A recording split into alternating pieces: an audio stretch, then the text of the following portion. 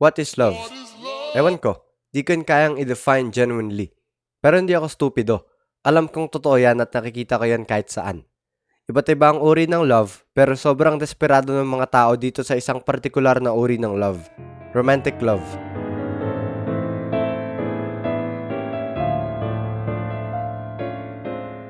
Ito na naman, ayaw kong pinag-uusapan yung love dahil sawang-sawang-sawa na ako. Falling in love. Never ko pa yan naranasan. Never pa ako nahulog. Kasi paano? Di ko nga gets yung love, diba? Pero syempre, tao ako. Naranasan ko na magkagusto sa isang babae. Naranasan ko na mag-effort na malala para sa isang babae. Ayoko nang pumunta sa specifics dahil hindi ko gustong magkwento ng personal kong buhay. Pero yung point, nakakamangha. Nakakamangha na kaya kang pakilusin ng nararamdaman mo para sa isang tao. Especially sa mga naunang henerasyon. Sobrang genuine nila. Wala pang social media nun kaya makikita mo talaga ang effort ng isang lalaki para makita lagi yung minamahal niya. May mga harana, pagsisibak ng kahoy, and even panliligaw sa mga magulang. Sobrang genuine dahil makikita mo talaga kung ganong kahanda yung lalaki na gawin ng kahit ano para sa minamahal niya. Fast forward sa generation natin, sa panahon na may social media, easy mode na lahat. Hindi mo na kailangan puntahan yung taong gusto mo dahil meron ng messenger. Hindi na kailangan ng mga tao gumawa ng kahit anong kilos para mapansin kasi magpaparinig na lang sila sa FB. At ang pinaka-crazy sa lahat, hindi mo na kailangan makita physically para magsimula ng relasyon. What the distance matters. Natutunan ko yan sa 25-21. Kahit nabuhay si Hido sa panahon na may social media, hindi yun magwo-work. Importante ang presensya kapag nagmamahal ka. Pwede kayong mag-chat magdamag at maraming malaman tungkol sa isa't isa, pero merong something sa conversations na nagaganap in person, one-on-one, na hindi ko mapaliwanag.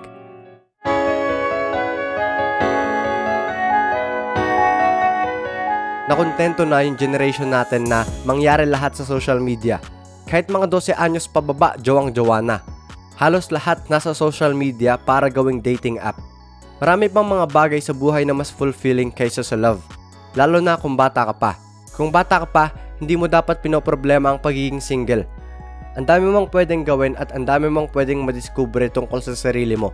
Tapos pinoproblema mo na 13 years old ka na, wala ka pa ring jowa. Come on! 18 na ako pero hindi yan yung mission ko. Paano ka magiging kagusto-gusto kung yung authentic self mo hindi mo mahanap-hanap?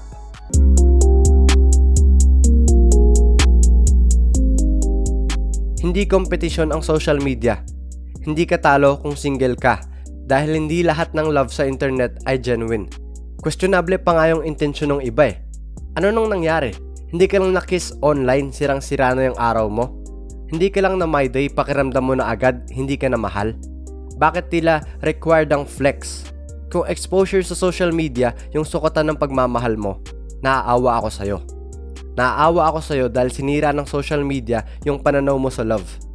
Hindi lang social media ang paraan para ipakita mo ang pagmamahal mo at ipakita na proud ka sa partner mo. At lalong hindi lahat ng pribadong manners ay dapat sinishare sa social media. Sinasabi mo lang naman yan kasi single ka eh. Bahala ka kung ganyan gusto mong isipin. Hindi ako nanggagaling sa lugar ng pagiging bitter. Bagkus, nanggagaling ako sa lugar ng pagiging genuine. Imagine in 20 years, tinanong ka ng anak mo na, paano mo po nakilala si mama? Tapos sagot mo, nakita ko siya sa TikTok, nagli-lip-sync sa kanta. Kahit hindi masyadong sabay na sabay yung lip-sync niya, nag-comment pa rin ako sabay, ayun, nag-usap kami at eto na kami ngayon. So weird. Hindi siya masama pero nakakatawa. Nakakatawang balikan yung mga cringe na memories ng mga oras na baliw ka sa taong gusto mo. Nakakatuwa. Nakakatawang makita yung laki ng pinagbago at growth mo kumpara sa dating ikaw. Nakakaginhawa. Nakakaginhawa na marami kang natutunan sa nakaraan. Nakakalungkot. Nakakalungkot na lahat yun dumaan lang. Nakakapagpabagabag. Nakakapagpabagabag na sa kasalukuyan, unti-unting nasisira ang pananaw at pagtitiwala ng mga tao sa pag-ibig.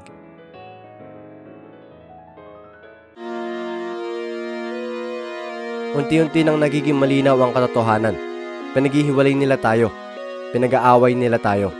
Sinisira nila yung mga institusyon na nagpapatatag sa samahan natin sa isa't isa.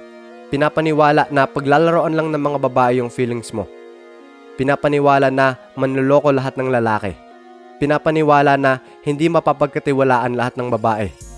Pinapaniwala na hindi kailangan ng isang babae ng isang lalaki para sumaya at gumanda ang buhay niya. Pinapalaki tayo ng social media para maging makasarili at walang ibang isipin kundi ang sarili. Para magpatuloy sa pakikipag-away sa isa't isa at kwestiyonin ang sarili at ang buong pagkatao mo. Para maging malayo tayo sa isa't isa, sariling katotohanan nila tinatanim sa utak ng marami. Pero kahit anong mangyari, di mo maaalis ang katotohanan na kailangan ng lalaki at babae ang isa't isa. Kailangan natin ng isa't isa. Kaya huwag ka nang mawala dahil minsan ko na rin nasabi na sa proseso ng paghahanap ng pag-ibig, wala ko lang yung sarili ko. Sa panahon na to, naghahanap tayo ng bersyon ng sarili na sobrang layo sa tunay na bersyon ng sarili. Para saan? Para sa validation, sa self-satisfaction, at para makasabay sa kung ano ang uso. Bakit ang ingay ng mga 12 anyos tungkol sa love life nila sa social media? Kasi uso. Kasi ang tahol ng karamihan sa social media ay laging pag-ibig. Kasi tila naging required na ang love life sa social media.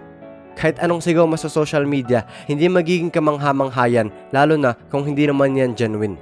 Dahil in the end, actions speak louder than posts. Well, bago na panahon natin eh. Balance. No need ma-pressure sa love life. Kahit ikaw na lang single sa tropahan nyo, no need mawalan ng pag-asa at totally sumuko sa love. Hindi ako nagsasalita para maging tagapagpayo. Nagsasalita ako base sa obserbasyon. Hindi ako fan ng radical self-love. Radical dahil kapag sobra, nahahantong sa pagiging makasarili. Kaya malaking role ang ginagampanan ng balance. Hindi selfless, hindi selfish. Marami pang magagandang bagay sa buhay. At ang buhay ay hindi laging tungkol sa pag-ibig.